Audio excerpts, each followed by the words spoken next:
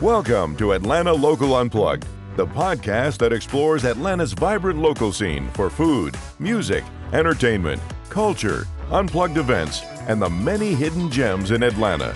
Your host is Riley Bennett. Let's dive in. Welcome to Atlanta Local Unplugged. I'm Riley Bennett, and today we're kicking off Episode 1, the evolution of Atlanta's live music scene, from underground sounds to festival favorites. I've spent years booking shows, engineering sound, and walking the rooms that raised this city's artists, and my goal is to give you both the backstory and a game plan to experience it right now. We'll trace a quick timeline from warehouse shows and college radio to the 90s and 2000s hip-hop boom, the indie resurgence, and today's genre-fluid nights. We'll talk about venues that incubate talent, neighborhoods that define identity, and how the Beltline reshaped foot traffic and sound ordinances. You'll hear how festivals elevate local openers, how promoters and college stations break new acts, and what changed post-2020. I'll also share a curated weekend shortlist, pre-show eats you can walk to, a couple hidden gems, a local sound spotlight on one veteran and one emerging artist, and a mini Meet the Maker segment with advice from the other side of the board. Last, you'll get practical tips, MARTA, parking, age policies, ear protection, and how to be the guest everyone wants back. Whether you're a lifelong Atlantan or you just moved here and want weekend activities that actually connect you to community, this episode will help you hear the city more clearly and support the people building it. Let's plug in. From rehearsal rooms to festival gates, consider this your field guide to Atlanta's sound, stories, and night out flow this weekend. Let's drop a quick but meaningful timeline. In the late 80s and early 90s, DIY warehouses, VFW halls, and house shows carried punk, hardcore, and experimental noise across neighborhoods that could tolerate volume after midnight.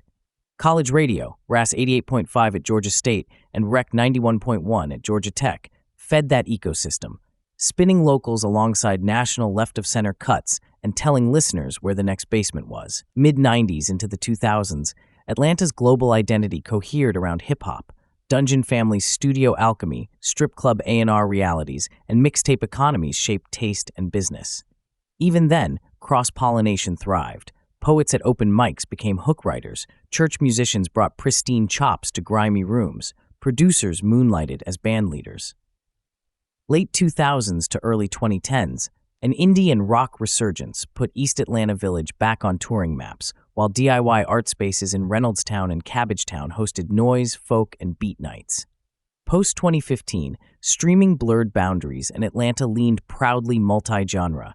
Trap soul, alt R&B, jamtronica, Afro-Latin blends, and jazz-trained players bending everything. The pandemic pressed pause, but it also forced skill upgrades, better home recording, smarter promo, and a new respect for small, well-run rooms. Today you'll see a rapper open for a shoegaze band, a DJ close after a funk quartet, and no one blinks.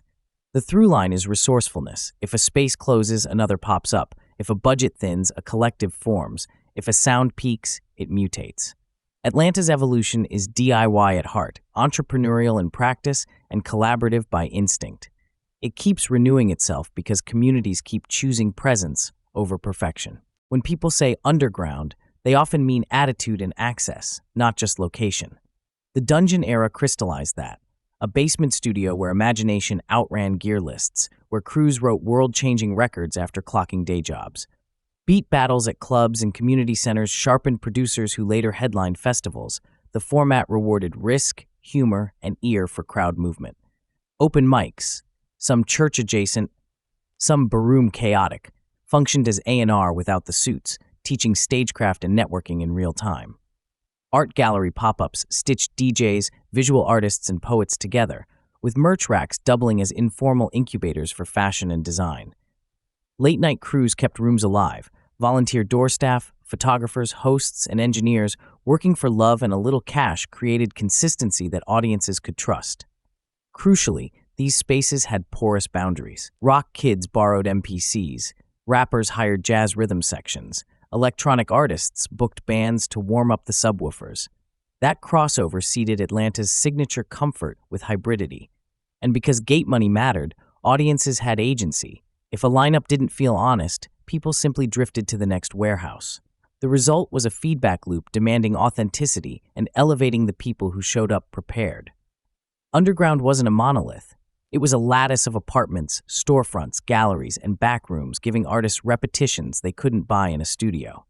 It still operates, sometimes quieter, sometimes louder, but the DNA is unchanged. Build community, experiment publicly, and turn tiny victories into sustainable paths. Those habits remain the engine under today's glittering stages and civic-scale celebrations across the city. Venues are laboratories, and the best ones are right-sized for growth. Decatur's songwriter rooms, quiet, attentive, and usually seated, let lyricists test lines, refine mic technique, and learn how dynamics translate without a full band. In East Atlanta Village, indie hubs pair sticky floors with loyal crowds. Their calendars are eclectic but curated, so locals can open for touring acts and learn professional pace. Downtown, multi-room clubs give promoters flexibility. An early hip-hop showcase in the side room can spill into a late DJ set next door, with artists cross-pollinating audiences in the hallway. Little Five Point's historic theaters carry decades of ghosts and glory. Their sightlines, sound, and staff culture teach bands how to scale without losing intimacy. On the west side, adaptive reuse complexes, think brick and beam spaces near King Plow, offer high-ceiling production and clean power, perfect for beat-heavy sets, album premieres, and hybrid live DJ rigs. Over in Reynoldstown, smaller converted storefronts balance neighborhood feel with pro audio, keeping ticket prices accessible. What these rooms share is mentorship disguised as logistics, a seasoned monitor engineer who saves your set, a lighting tech who builds mood, a bartender who knows when to drop the house lights. They shape behavior, show up on time, sound check efficiently, respect quiet rooms, read the crowd. And for fans, they build trust. If a room consistently delivers good sound and thoughtful bookings, you'll buy a ticket on the venue's name alone. That reliability is how scenes stabilize and artists get seasons, not moments. Atlanta rewards that kind of memory. Neighborhoods shape sound as much as styles do. Little Five Points wears its alt lineage openly. Vintage shops, buskers, and a theater that has hosted punk matinees, comedy, and orchestral pop all under one marquee. The culture there prizes personality over polish, which keeps experimental bills viable. East Atlanta Village leans indie and genre adjacent. You can catch a power pop triple bill one night and a doom-tinged psych set the next, with a hip-hop late show rolling after midnight.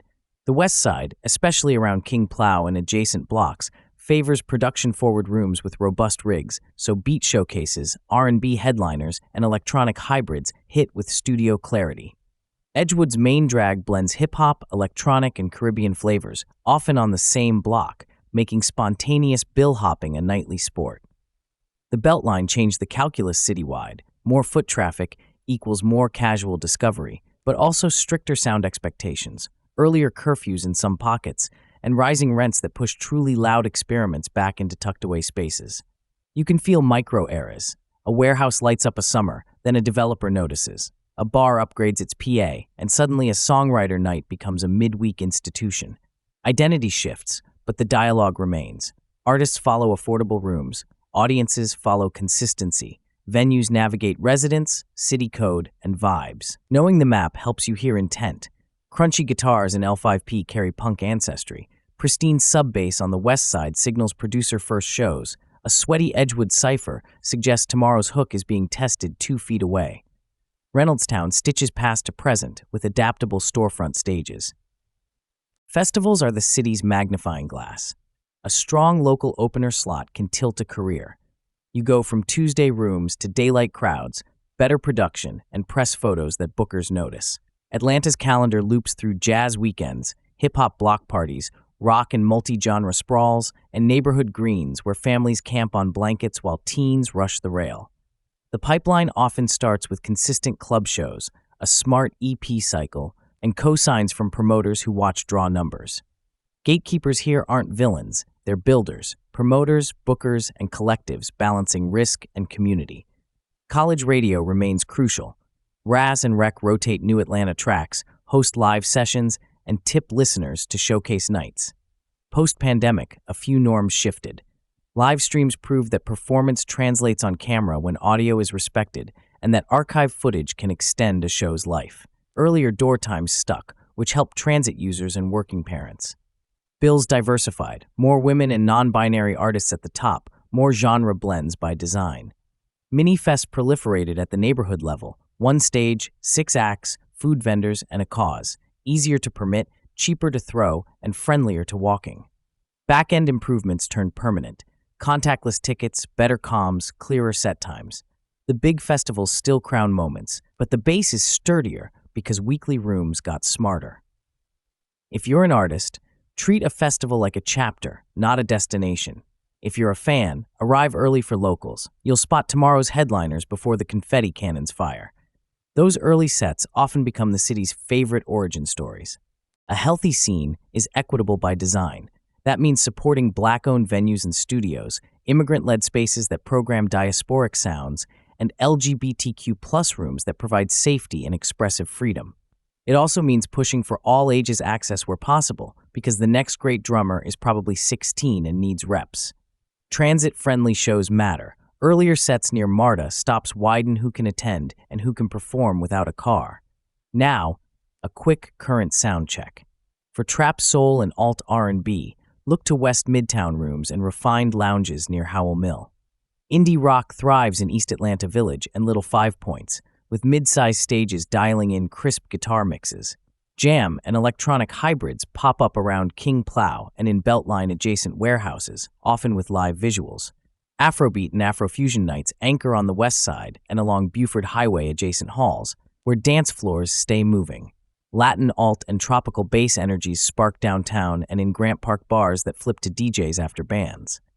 To help you navigate, here's a weekend shortlist framework I use.